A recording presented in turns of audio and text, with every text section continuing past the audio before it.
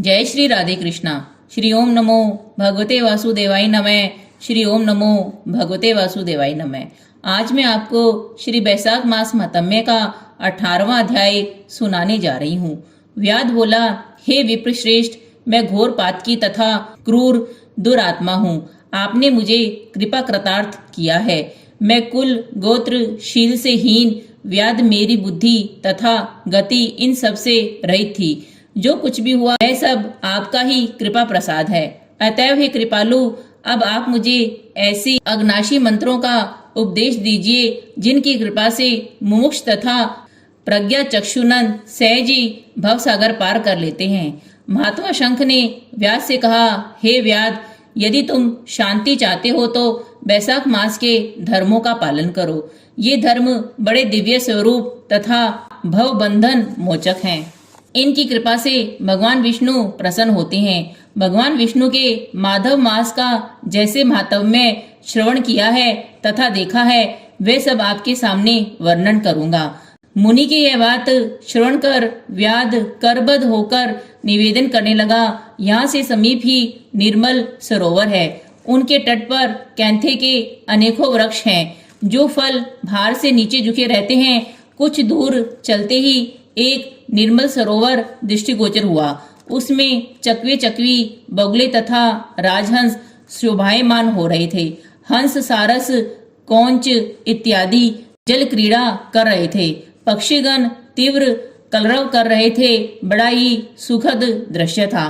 तट पर बांस के वृक्षों की शोभा थी। बड़, कंज, कदम्ब, इमली, नीम, पाकर, प्रियाल, चंपा, वकुल, पुतंग, तुम्ब, धात्रीफल, कैंथ तथा जामुन आदि के वृक्ष चारों ओर शोभायमान हो रहे थे। वानर, लांगुर आदि छलांग मारने वाले जीव वृक्षों की शाखाओं पर कुचाले भर रहे थे। वृषार्थ विप्र ने यह सरोवर देखा तथा इस रमणीय सरोवर में मध्याह्न काल में स्नान किया तथा वस्त्र परिवर्तन कर मध्याह्न कृत्यों तथा देव पूजन से निवृत्त हो वन फल खाए। हे व्याघ्र, धर्म तो अनेकों हैं, परंतु किस धर्म श्रवण की कामना रखते हो? अब तुम्हारी जो भी जिज्ञासा है वह स्पष्ट करो। इस पर व्याध करबद्ध होकर बोला, हे महात्मा, किस कर्मवश मुझे यह व्याघ्र की तमोगुणी योनि प्राप्त हुई तथा पुनः किस कर्मवश मुझे सद्बुद्धि तथा सत्संग प्राप्त हुआ है?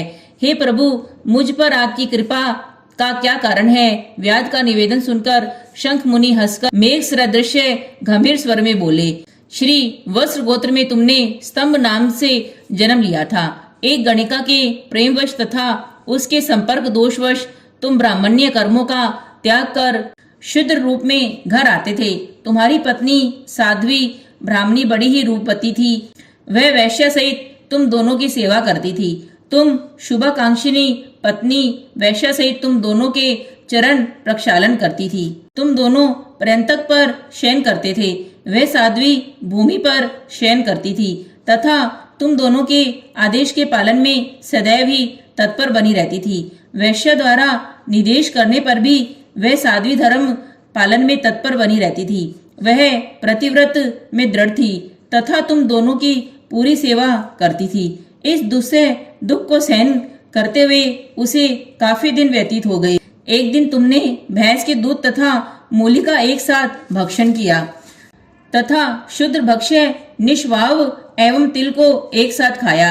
इस अपथ्य तथा विरोधी आहारवश तुम्हें दस्त और वमन होने लगे। इस अपथ्य आहारवश तुम्हें भयानक दुखदायी भगंदर रोग उत्पन्न हो गया। घर में जब तक धन था तब तक वह गणिका तुम्हारे साथ रही। फिर पुनः समस्त धन लेकर तुम्हें छोड़कर वहां से पलायित हो गई। तब तुम्हें पश्चाताप हुआ तथा दीन स्वर में ब्राह्मणी से तुमने कहा, हे देवी, मैं बड़ा ही नीच, पातकी तथा पाषाण हृदय हूँ। अब मेरी रक्षा करो। जो अधम प्राणी अपनी साध्वी पत्नी का सम्मान नहीं करते हैं वे 15 जन्मों तक पुरुषत्वहीन होते हैं। तुम्हारे पश्चाताप करने पर वह साध्वी करबद्ध होकर तुमसे बोली, हे स्वामी, आप मेरे प्रति दीनता तथा लज्जा का अनुभव मत करो। इस प्रकार की स्थिति को सहन करने वाली स्त्री ही साध्वी तथा पति परायण होती है।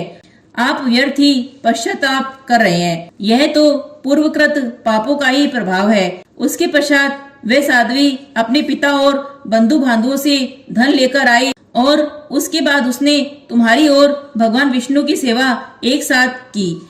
वे तुम्हारे मलमूत्र को साफ करती थी, व्रणों के कीटाणुओं को शैने शैने नख से निकालती थी। सेवा धर्म में उसने रात दिन की नींद त्यागती तथा पति संताप से संतप्त होकर बोली, हे देवगणों, हे पितृगणों, मेरे पति की रक्षा करो और मेरे पति को रोग मुक्त करो।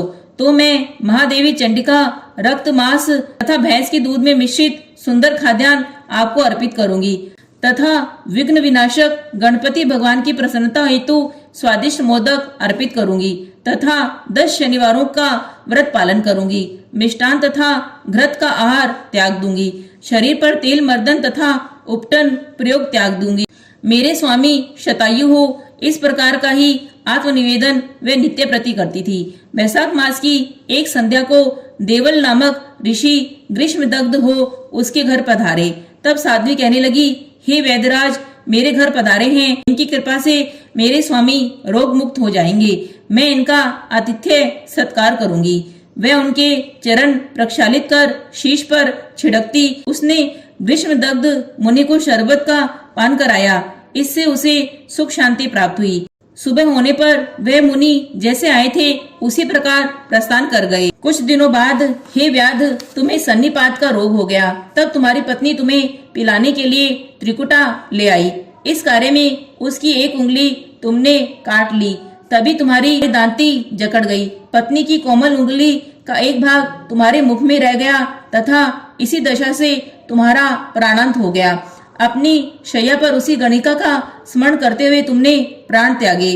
तुम्हें मृत जानकर तुम्हारी रूपवती सुलक्षणा पत्नी अपने कंकण का विक्रय कर दाह संस्कार हेतु बहुत सा ईंधन खरीद कर लाई तथा एक विशाल चिता निर्मित कर उस पर पति के शव को रखा। बाहु से बाहु, चरण से चरण तथा जंगा से जंगा मिलाकर पति शव का दाह संस्कार किया तथा स्वयं भी जीवित अग्नि समाधि लेकर पति के शव के साथ सती हो गई। पति के मृत शरीर का अग्नि चिता में आलिंगन कर उसने श्री विष्णु लोक प्राप्त किया। अंत काल में गणिका स्मरणवश शरीर त्याग के पश्चात तुम इस व्याध जीवन को प्राप्त हुए। तुम्हें सदैव हिंसा प्रिय है। तुमने बैसाख मास में पत्नी द्वारा ऋषि को शरबत पान कराने की अनुमति दी। इसी कारण तुम्हें इस व्याग जीवन में सद्बुद्धि प्राप्त हुई। इसी की प्रेरणावश तुमने समस्त सुखों को देने वाले धर्म का मातम्य पूछा। इस प्रकार मैंने तुम्हारे पूर्व जन्म कृत समस्त सत्कर्मों तथा दुष्कर्मों का वर्णन किया है। अब यदि किसी अन्य गुड़ विषय या गुप्त वार्ता को समझने को तुम्हारी जिज्ञासा हो तो वह भी संकोच मुक्त होकर स्पष्ट करो। तुम्हारा हृदय निष्पाप तथा निर्मल हो गया है। हे सन्मते, तुम्हारा कल्याण हो, तुम्हें सद्गति प्राप्त हो। श्री हरि विष्णु भगवान की जय। श्री हरि विष्णु भगवान की जय।